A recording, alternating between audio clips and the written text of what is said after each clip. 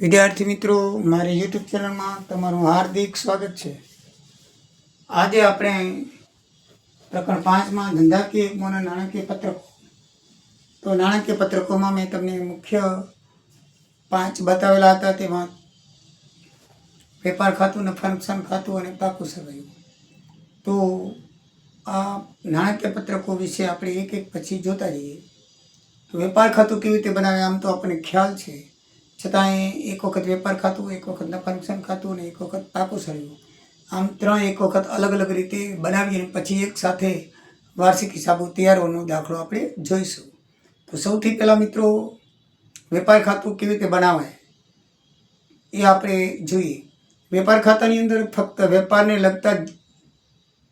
વેપારને લગતા ખર્ચા અને વેપારને લગતી વિગત વેપાર ખાતામાં આવે છે, બાકી કોઈ વિગત આવતી નથી। તો એવી જ વિગત આપણને ઉદાહરણ નંબર 1ની અંદર આપી દીધેલી છે। વેપાર ખાતાને લગતી જ છે બધી, અને ખર્ચા પણ વેપાર ખાતાને લગતા છે। એને આપણે ખાતે ઉદાહરણ જમા બાજુ લખવાના છે। એકદમ સિમ્પલ દાખલો છે। આ સ્ટોક આપેલો છે શરૂઆતનો, ખરીદી આપેલી છે, ખરીદ પરત આપેલું છે, વેચાણ છે, વેચાણ પરત છે, મજૂરી આપેલી છે, રેવન્યુ છે અને આવક માલ ગાડા ભાડું છે। બરાબર છે મિત્રો। તો 8 આઈટમને તમારે નીચે વેપાર ખાતાનો નમૂનો આપેલો છે એમાં લખવાના છે। નીચે એક સૂચના છે, 31/3/15નો આખરનો સ્ટોક છે, એની મૂળ કિંમત 44,000 છે અને બજાર કિંમત એની 50,000 છે। તો મિત્રો બેમાંથી જે ઓછી હોય એ લેવાય, ધ્યાનમાં રાખવાનું। હંમેશા આખરના સ્ટોકની કિંમત આ બેમાં જે ઓછી હોય ને એ લેવાય। એટલે દાખલામાં લખતી વખતે આપણે 44,000 લઈશું। સૌથી પહેલાં સ્ટોકની શરૂઆતથી દાખલો થાય, શરૂ એ તમને ખ્યાલ છે। તો શરૂઆતનો સ્ટોક અહીંયાથી આપણે લખશું શરૂઆતનો સ્ટોક, કૌંસમાં લખવું હોય તો 1/4/14 કેટલો છે મિત્રો? 40,000 રૂપિયા। કેટલો છે? 40,000 રૂપિયા। પછી જે બીજું છે ખરીદી, ખરીદી ઉધાર બાજુ આવે, ઇનર કોલમમાં લખશું કારણ કે ખરીદ પરત બાદ કરવું પડે। ખરીદી છે 1,64,000ની, બરાબર છે। તો એમાં ખરીદ પરત આપણને 10,000 આપેલી છે, એટલે ખરીદ પરત બાદ કરશું તો ખરીદ પરત 10,000 રૂપિયા બાદ થશે। અને આઉટ કોલમની અંદર આપણે 1,54,000 લખશું। એકદમ ઇઝી અને સરળ, બરાબર છે। ત્રીજી આઈટમ છે વેચાણ, તો વેચાણ હંમેશા જમા બાજુ આવે, બરાબર છે। તો વેચાણ એ પણ ઇનર કોલમમાં લખશું, કેટલું છે? 2,20,000, કારણ કે વેચાણ પરત બાદ કરવું પડશે। એ વેચાણ પરત બાદ છે તો બાદ વેચાણ પરત કેટલું છે? 20,000 રૂપિયા। તો આઉટ કોલમની અંદર આપણે ચોખ્ખું વેચાણ 2,00,000 રૂપિયા લખશું, બરાબર છે। તો ખરીદી આવી ગઈ, ખરીદ પરત આવી ગયું, વેચાણ આવી ગયું, વેચાણ પરત શરૂઆતનો સ્ટોક આવી ગયો। બાકી રહ્યા ખર્ચા, તો ખર્ચા ઉધાર બાજુમાં લખી રાખવાના। અહીંયા ખરીદીના ખર્ચા કરીને હેડિંગ દેવાનું, ખરીદીના ખર્ચા આવે, વેચાણના ખર્ચા આવતા નથી, ધ્યાનમાં રાખવાનું, બરાબર છે। ખરીદીના ખર્ચા કયા કયા આપણે આપ્યા છે? એક આપ્યું છે મજૂરી, શું આપ્યું છે? મજૂરી કેટલી આપી છે?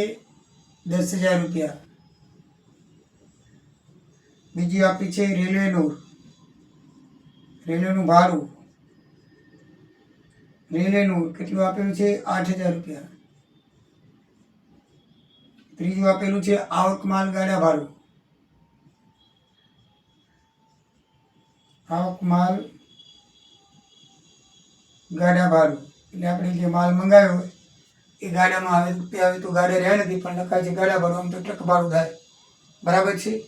તો એ લખી છે 2,000 રૂપિયા। આટલી આઈટમ આપણને આપેલી છે મિત્રો। નીચે સૂચના લખી છે આખરનો સ્ટોક હંમેશા જમા બાજુ આવે, તો આપણે આખરનો સ્ટોક લખી નાખીએ। ઓછી કિંમત હોય એ લખવાની થશે, મૂળ કિંમત 44,000 રૂપિયા। બે કિંમત આપેલી હોય તો એમાં ઓછી કિંમત હોય એ લખવાની, મૂળ કિંમત 44,000 રૂપિયા થશે। તો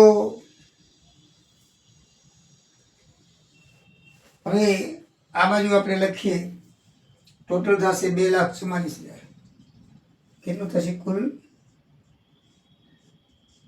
2,44,000 જમા બાજુનું મારી દઈએ. 2,44,000 ટોટલ થશે. તો મિત્રો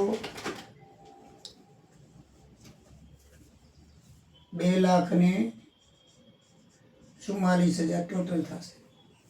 તો આમાં કેટલા થશે ટોટલ મારી તો 8 ને 2 10 10 20 40 60 60 ને 1 60 ને 2 14 30,000 ખૂટશે. કેટલા ખૂટશે 30,000. એ કહેવાશે કાચો નફો.